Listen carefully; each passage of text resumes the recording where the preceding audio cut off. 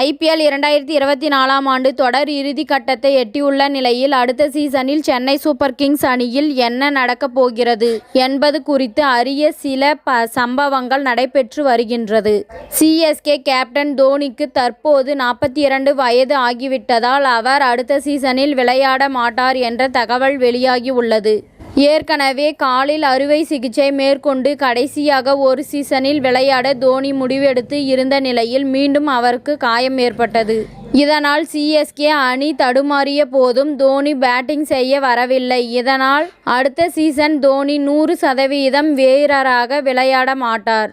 இந்த நிலையில் CSK அணியின் தலைமை பயிற்சியாளராக இருக்கும் ஸ்டீஃபன் ஃபிளமிங் இந்திய கிரிக்கெட் அணியின் பயிற்சியாளராக வருவதற்கு அதிக வாய்ப்பு இருப்பதாக செய்திகள் வெளியாகின்றது. இந்திய கிரிக்கெட் அணியின் பயிற்சியாளர் பதவிக்கு விண்ணப்பங்கள் வரவேற்கப்படுவதாக BCCI அண்மையில் அறிவித்தது. இந்த பொறுப்புக்கு ஃபிளமிங் விண்ணப்பித்தால் அவருக்கு தான் முன்னுரிமை அளிக்கப்படும் என தெரிகிறது.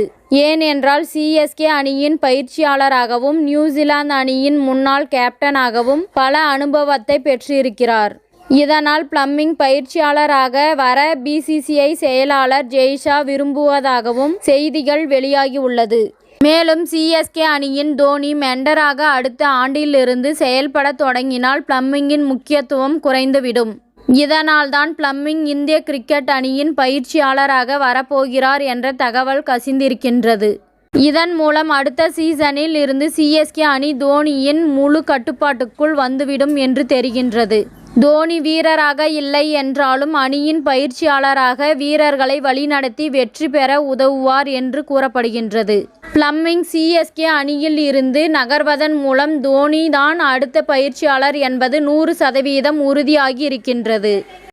இத்துடன் இந்த செய்தி முடிவடைகின்றது. நன்றி, வணக்கம். மீண்டும் அடுத்த வீடியோவில் சந்திப்போம். மேலும் இதுபோன்ற சுவாரஸ்யமான தகவல்களை அறிய தமிழ் சிறை சேனலை சப்ஸ்கிரைப் பண்ணுங்க, ஷேர் பண்ணுங்க, லைக் பண்ணுங்க மற்றும் கமெண்ட் பண்ணுங்க.